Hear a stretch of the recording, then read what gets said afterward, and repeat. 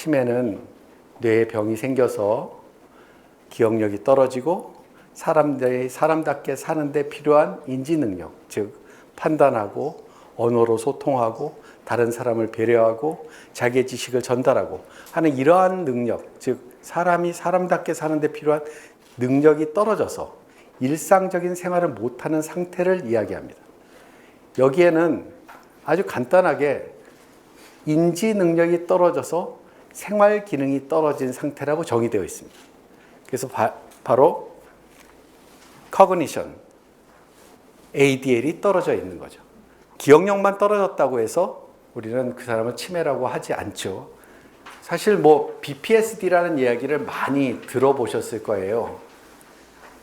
행동 심리 증상입니다. 치매 환자한테서 나타나는 우리가 이해할 수 없는 생각과 행동, 이거라고 생각하시면 됩니다.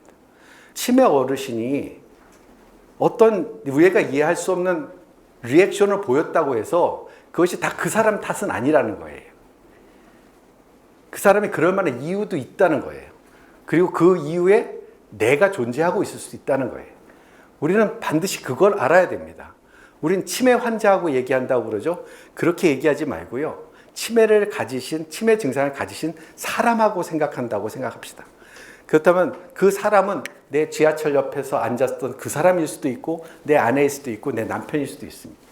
그 사람이 화를 낸 이유는 그 사람이 평소 때하고는 다른 행동과 생각을 갖게 된 이유는 혹시나 그 사람이 가지고 있는 병 이외에 다른 문제가 있지 않나를 우리는 꼭 생각을 해야 되는데, 우리는 많이들 치매 어르신이 그런 행동을 하면 치매 증상이라니 그냥 넘어가는 경우가 있고, 그래서 그것으로 통해서 해결하려니까 그냥 가장 쉽게 의사 선생님한테 가서 약 좀 바꾸라고 그러세요. 그렇게 얘기합니다. 상담자는 와서 결국에는 의사한테 가라고 할 텐데 이 사람한테 무슨 얘기를 하나, 이런 생각을 하게 되죠. 그러니까 우리가 그런 분들의 이야기를 듣고자 했을 때는 맨 마지막에 결론부터 의사한테 가서 해결하세요라는 문제를 마지막에 내야지 처음에 그 해답을 주시면 안 됩니다.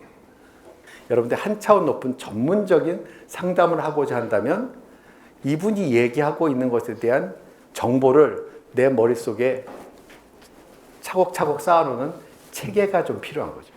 그래야지만이 그런 체계 하에서 끄집어내서 나타난 여러분의 리액션, 여러분의 대응책이 그분한테 맥혀 들어갑니다.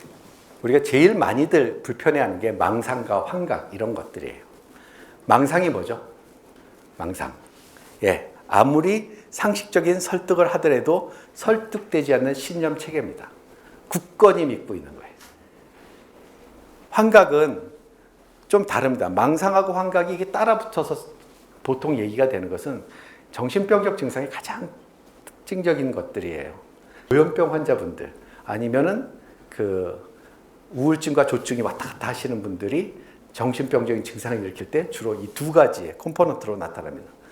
우리가 이해할 수 없는 생각의 체계와 우리가 이해할 수 없는 뭔가를 보고 듣고 막 이런단 말이죠. 환각이라는 것은 실제 대상이 없는 것을 인식하는 것인데요.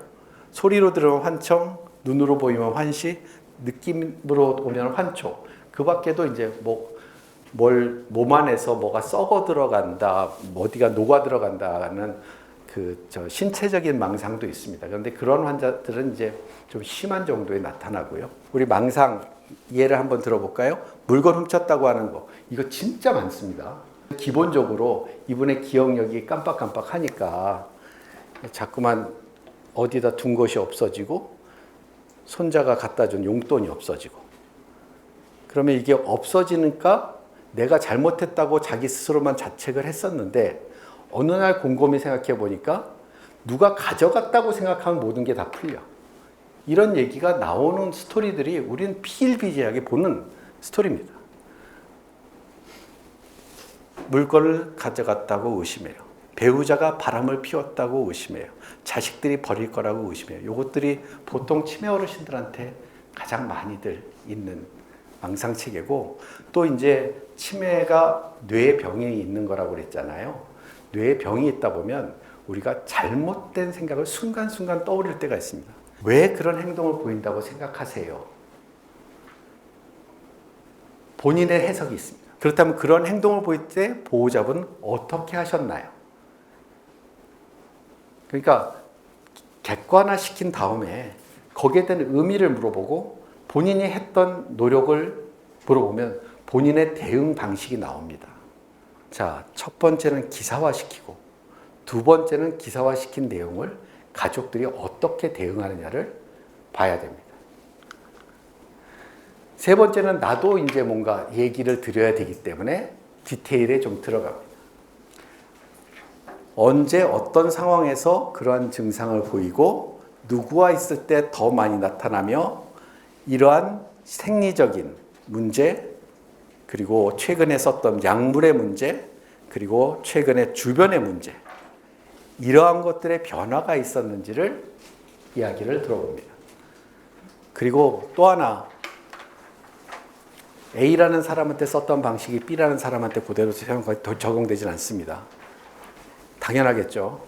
근데 많은 분들이 그거 뭐 하면 좋대더라 이런 것을 이상하게 미신적으로 받아들이시는 분들이 있어요.